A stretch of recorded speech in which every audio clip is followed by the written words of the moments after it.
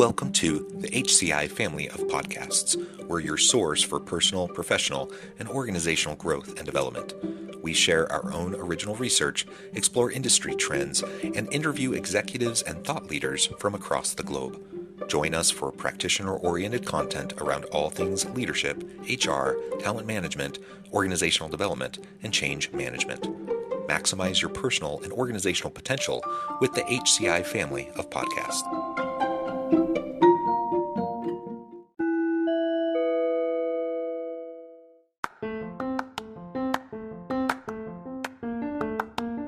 Welcome to the podcast. In this podcast episode, I talk with Bradley Hamner about how to develop confidence and lead yourself first.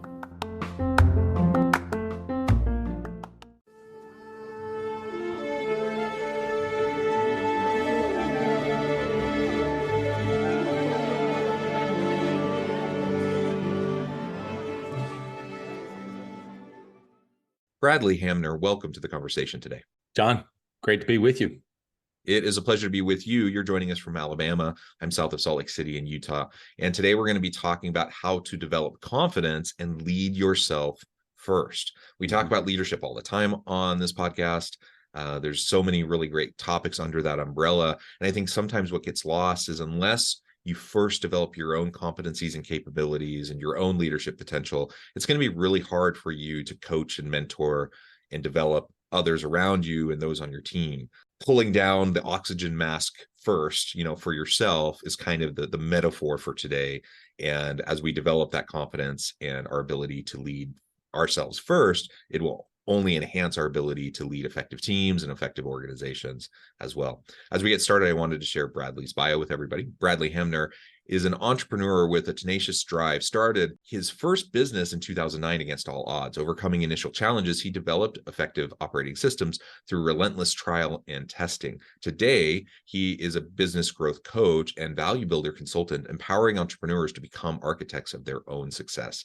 He shares his revolutionary Blueprint OS methodology, unlocking businesses' true potential and driving remarkable achievements. Again, Bradley, a pleasure to have you. Anything you would like to add by way of your background or personal context before we dive on in? I did not have this initial spark that I wanted to be an entrepreneur, business owner. I did not have some selling tomatoes on the side, or, I did lemonade stands when I was younger. But sometimes you catch more than what you're taught. My dad's a small business owner still to this day in the farming industry. And at the end of the day, I think that had a huge influence on me, that ultimately I wanted to be able to carve out my own path, and started in the corporate America, specifically in pharmaceuticals. And then I wanted to be able to control my own destiny. And so I was one of those weird people who gave up the 9 to 5 to be able to pursue the 9 to 11. And, not 11 a.m. And so through that was certainly some success, but a lot of trial and a lot of mistakes and a lot of self-reflection along the way. Well, and that's what it's all about. Being an entrepreneur is a messy business, right? It's not for the faint of heart, and there's going to be ups and there's going to be downs, sometimes a lot of downs. And it's as much about resiliency and your ability to learn and pivot, as it is, about the idea, that you have. So many people have wonderful ideas, but it's implementing them, bringing them to market, and doing it in a way that is sustainable. That is really what gets so many people. Yeah, let's start by tapping into this idea of confidence. And for you, again, as an early entrepreneur getting into the space, quote unquote failures, things that really could be seen as setbacks and challenge your self-conception, challenge, your thinking around the viability of your approach. All right. So I want to go back to something that you said a minute ago, because actually what you said is exactly one of our maxims. Maxims are things that we say and things that we believe. And so we have 20 or 30 of them, different from core values, but one of them is ideas are everywhere. Implementation is everything. And so I think whether you're an entrepreneur, business owner, or you're, a middle manager, senior manager, anyway, an employee, at the end of the day, there's so much content out there, from podcasts and YouTube videos and books and podcasts. There's so much out there, Instagram, that we can get addicted to learning. And I'm addicted to learning, and then we don't do anything with it. The all of the change, all of the progress that I have made personally, and then ultimately in the businesses and with the businesses that I've been able to have the privilege to coach and work with those entrepreneurs, it is only come not from the ideas, but for them actually doing something with it. I'll give you a specific example. So what I want to try to do sometimes is take things from a high level concept and then bring it down to practical. So another one of our maxims is show me, don't tell me. And so in other words, people talk a lot about systems and processes. Well, we will talk about building, let's just say, a sales playbook. I was boxing with one of my clients this morning. And so there's a difference between, yeah, that's a good idea. I do need to build that out. I do need to put process, scripts, and mindset into my sales playbook. Versus him actually doing it, typing it out and saying, what is our sales process? Let me actually document what that is. Let me actually, what are the scripts I want my team to say, text, email, and then what's the mindset around that? And so when he actually does it, takes the time, and it is the hard work that nobody actually wants to confront a lot of times. He actually does it, and then he sends me the document, Word document, Google document, whatever, and says, Notion page, says, hey, take a look at this, give me some feedback. Now we're actually doing something with it. He actually is implementing the thing and doing it versus it just banging around in his head, having it on his to-do list and never doing anything with it. So I really want to make sure that people do get, whether it's this podcast or another one, you're only going to make change by actually implementation of things, not just ideas. Okay, so that's number one. Secondly, we think, I have this framework called MIT. There's a book called The Most Important Thing. Now, I think the book is written by Howard Marks, I believe. This is not really from that book. It really is just the idea of what is the most important thing. And so one day this was years ago, I was chewing on what is the actual most important thing I think you can do for the business? What is the most important thing I think you can do for your team? And what's the most important thing I think you can do for yourself? And this gets into your confidence question. So I think the most important thing you can do for the business is to spend time thinking about the business. And what I mean by that is, you may say, well, wait a minute, you just said that implementation is everything. Yes. But a lot of times as entrepreneurs, business owners, we will get and we will just go, okay, and we'll be emotional in our decision making versus being able to step back, get above the business for a period of time and saying, all right, what is it we're actually trying to accomplish here? And that we talk about a discipline inside the week, which is called thinking time. I got this from Keith Cunningham. He wrote the book, The Road Less Stupid. And we absolutely believe wholeheartedly in a dedicated 1 hour time that you get out of the office, go to Starbucks, go to your favorite coffee shop, put on the right kind of music that's best for you, and spend time with a pen and a pad, not in your computer, actually gnawing on and thinking about the business. So then number one, I think the most important thing you can do is to think about the business. Number two, I think the most important thing you can do for your team at any level, entrepreneur, business owner, manager, et cetera, for your team is to actually give them your energy. They are going to feed off of your energy one way or the other. And so you can't give what you don't have, which is another way of kind of coming back to your oxygen mask analogy, is that you can't help other people if you can't breathe. In the event that, the oxygen mask will actually drop, they say you have to be able to put your oxygen mask on first, or you can't give to other people. And if you're running on fumes and you're irritated, and we all have days, certainly that it's that way. Yesterday morning, even that way for me was a little bit like that. They will feed off that either negative energy or that positive energy. Like it or not, they are absolutely feeding off your energy. And then number three, I think the most important thing you can do for yourself is to protect your confidence. Business is hard and it gets harder. At any level of business, at any size business, if you're at $500,000 or you do 500,000 a month, it doesn't matter. You do 10 million, 25 million a year, $100 million a year business. At the end of the day, I've yet to meet, unless it's a complete narcissist, meet someone who does not have doubt, insecurities. I don't think I can do this. Who am I? The imposter syndrome, if you want to call it that, all of these doubts of like, I'm not really sure. I'm kind of presenting that this is the right strategy. I think that this is going to work. I'm not really sure that this is going to work. And so then what are the disciplines, which we can certainly get into that in a minute, what are the things that you then can actually do to protect your confidence? And then I'll add this last thing in before I'll throw it back to you, is I don't think you have to wait until you have confidence to do something. Yeah, well, you build your confidence as you go. I completely agree with that. And there's a lot of reasons why people get stuck in the thought process. You mentioned earlier, churning ideas. It's good to have the ideation phase, right? And to come up with ideas and to take the time to thoughtfully think about the strategy moving forward and the challenges you're facing, and wrestling with those ideas is really, really important. But I know so many people that just really just get stuck there. And there's a variety of reasons for that. Sometimes it's analysis paralysis. Sometimes it's just the nitty gritty hard work of like implementation and putting things into practice is not something they're really either good at or something they want to do. So a lot of times I'll hear someone say, well, I'm an idea guy. I'm not the person who does it.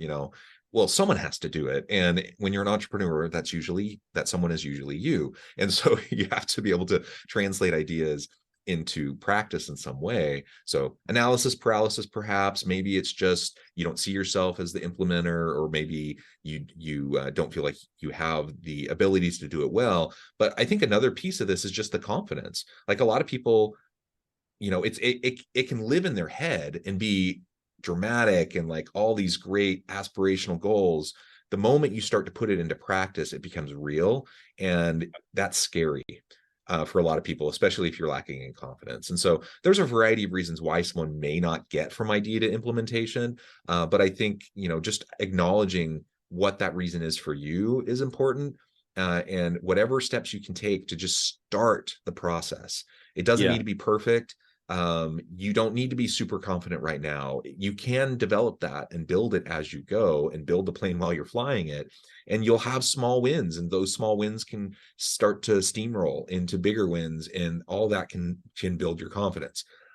So I really like what you were saying about that. And then once we move into, really thinking carefully about how to further develop and scale our business, whatever it is, whatever the product or service is, as you start to scale and as you start to build a team around you to support what you're trying to do, again, if you're not the best implementer, you better be darn sure that you're surrounding yourself with people who are doers, people who get stuff done, who can take ideas and put them into practice. But that also can be a little, depending on the person's ego, that can be threatening. Someone who is taking over perhaps some of the ownership of your idea. And so all of this, again, comes back to this idea of confidence.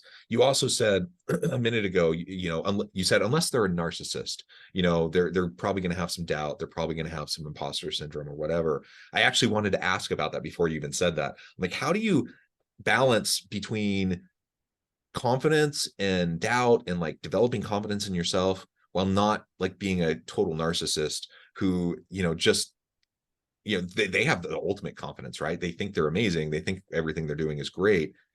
That may or may not be true. And so there does need to be a level of intellectual humility, as you're carrying your idea forward into implementation, into, the product or service you want to provide. Any thoughts around that, like balancing that? Or perhaps that's just rare, and really it's less of a problem than just building the confidence itself.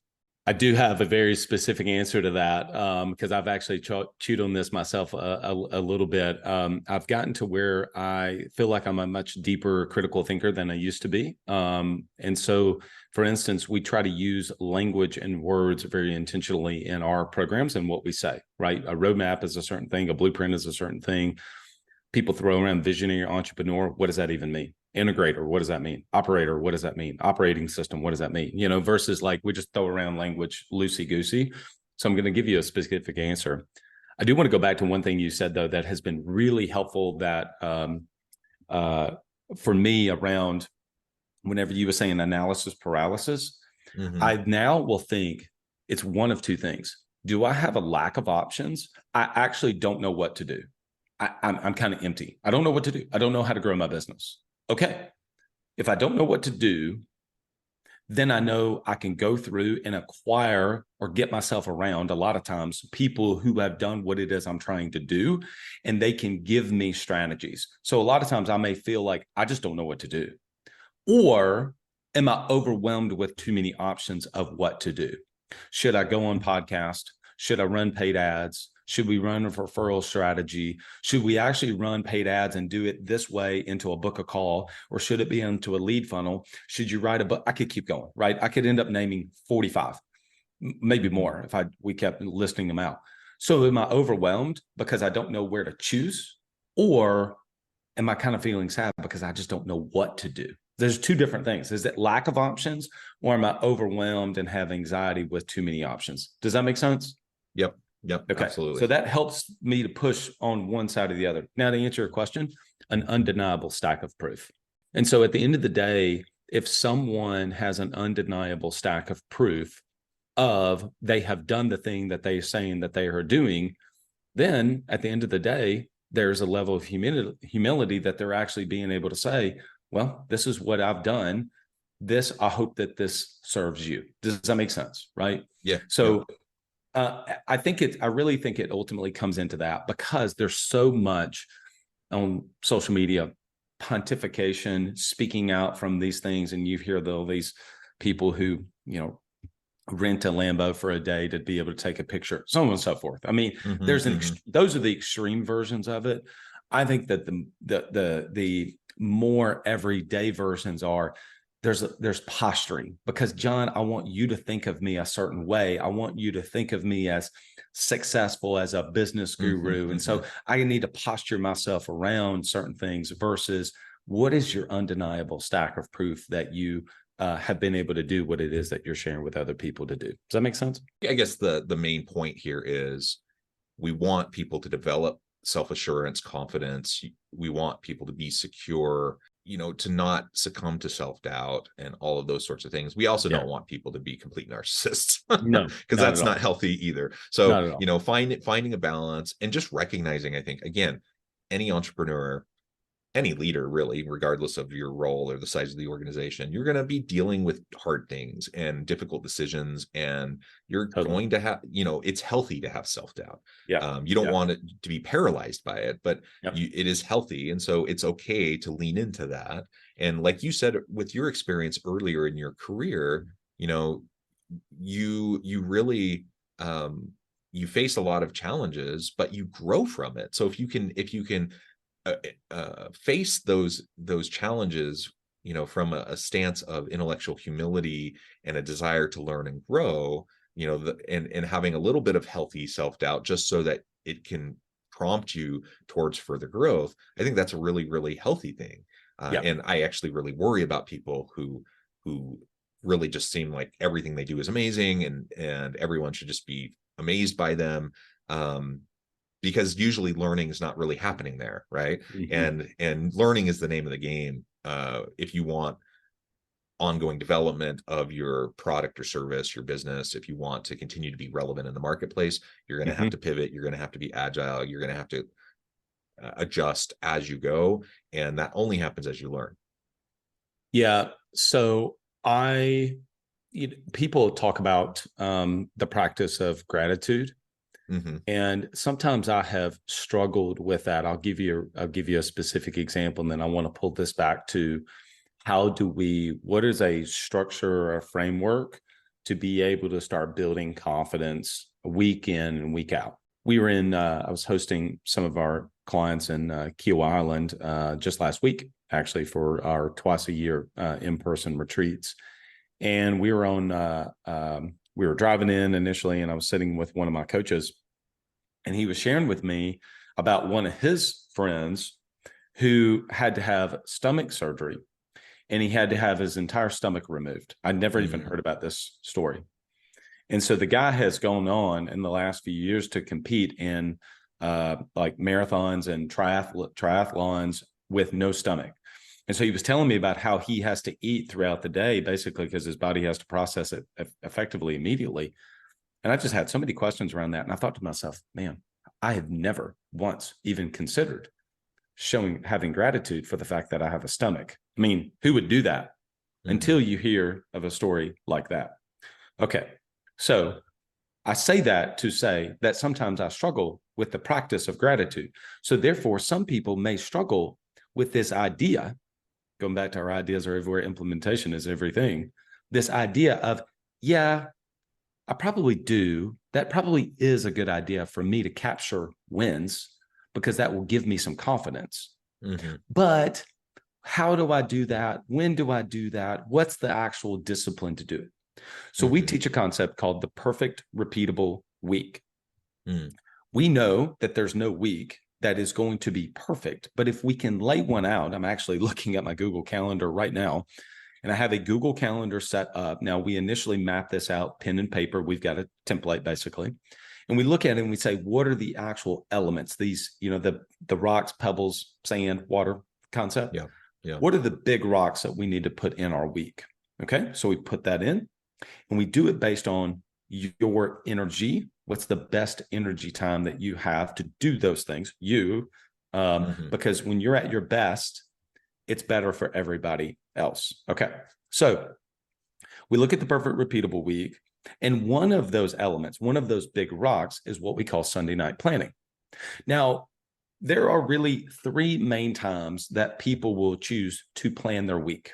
You can call it whatever you want to. It's planning the week ahead. And so it is either Monday morning, which for most people, especially if you have young kids, you're going to have to be getting up early. You might be going to the gym. When are you actually going to find that time? And by the time 8 o'clock, 8:30 hits, you're into the week already and you didn't do the planning. So for a lot of people, they try to do Monday mornings. Some people, it works. We teach being able to take off as much as you possibly can, depending on your business. Take off on Saturdays. We call it free day Saturdays. And then if you're a person of faith, some people will go to church on Sundays. Regardless, it's usually Sunday mornings as a time of rest. So by the time, if you take off for Saturdays, you get most of the day on Sunday if you're watching football or whatever. By the time you get to Sunday evening, most of the people we work with are entrepreneurs. They start clicking over into the week, right? They start looking into the week. And so that's the time that we think, hey, let's do their Sunday night planning. And the very first thing that we do is to grab what are the wins from the previous week. And every time, I personally have to go back to my calendar and say, well, what did we do last week? Oh, yeah, that's right. I had that call with John. That was great. That was a great podcast with John. So this coming Sunday, I'll write down what was a win. I had a really great conversation with John on the podcast on Thursday morning. That gives me a little bit of confidence. And then I do, I actually had a really good sales call Wednesday afternoon, and we had great sales training with Liz, my newest salesperson on my team. She gave great feedback. I had great dialogue on Thursday morning with my team talking about the 2024 plan and what we're going to do. Oh, that gives me a win. And I start to feel a little bit of progress because actually, for most of us, business owner, entrepreneur, when we get to the destination, we actually realize the joy was in the journey. And so a lot of ways we feel most confidence in making progress. And so what we do and everything, if you interact with any of the stuff that we do, every time we run our programs called Blueprint, the very first thing that we do a quick energy check. Everybody posts in the chat, hey, where's your energy today? Is it green, yellow, orange, or red? And people are honest. Some people jump on and go, I'm red. I'm not feeling well today. I was tired, didn't get much sleep. Hey, appreciate that honesty. No doubt. Some people are like, I'm green today. I feel great today. And the second thing we do is wins. 3 minutes on the clock. What were the wins from the past week? And every time people say, that 3 minutes is really helpful to me. Just carving out the time. That's all it usually takes, is to flip back through the calendar, grab the wins from the previous week. And there have been some weeks I can look back on and say, I felt terrible. I had difficult conversations. It was a challenging week. We lost a customer.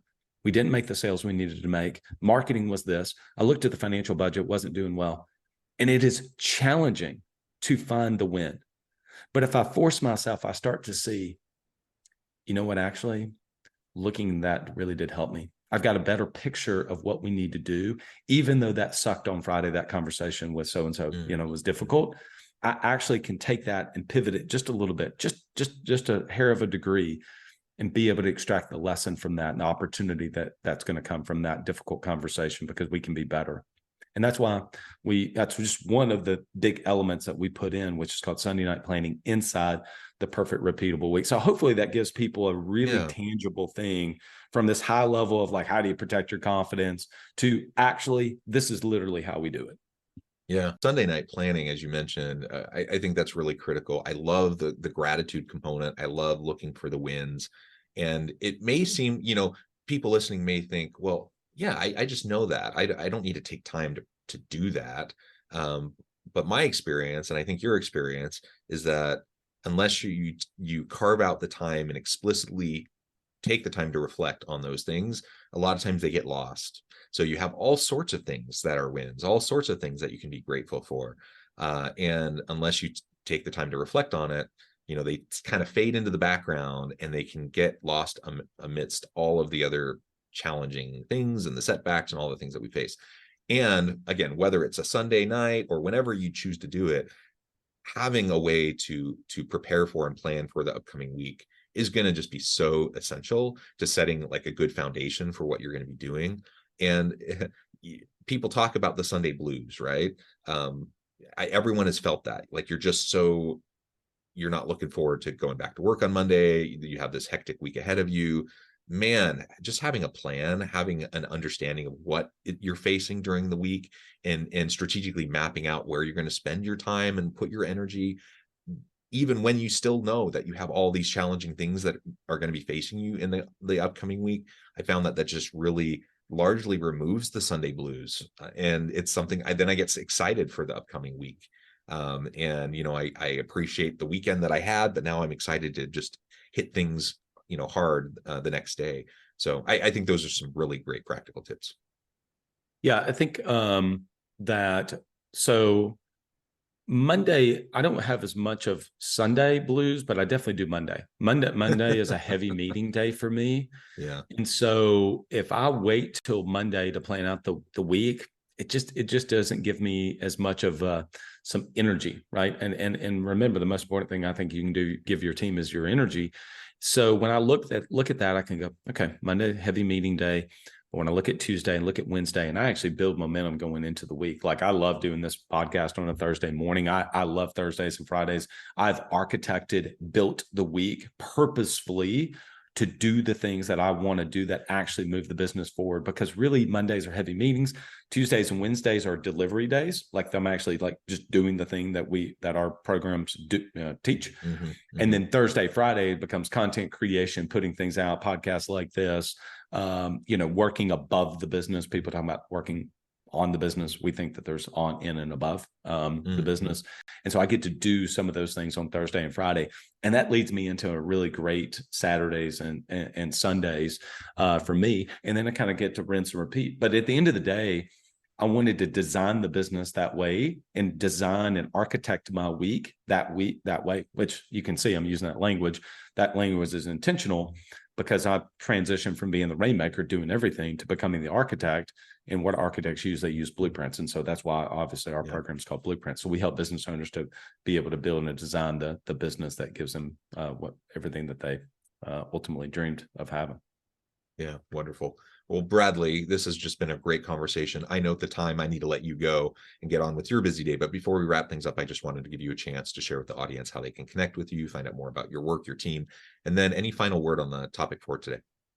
I would, I think that first of all is consider, and invite people to consider implementing, looking at their week and saying, what is my perfect repeatable week? Okay, no, we didn't obviously have the time to get into all of the different elements of building a perfect repeatable week. But at the end of the day, what do you really want your week to look like from the time you wake up to the time you work out, et cetera?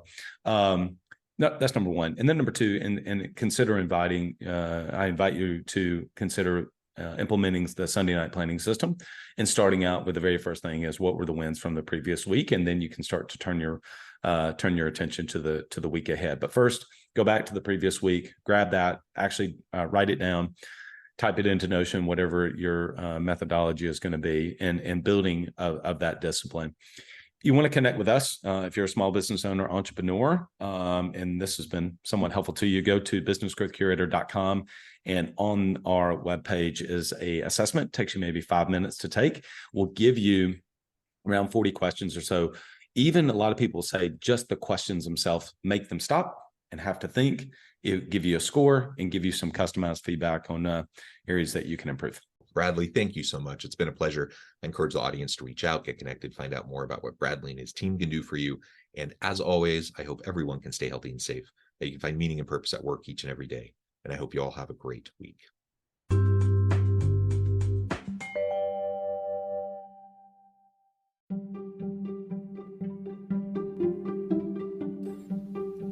Thanks for joining us for this episode of the podcast.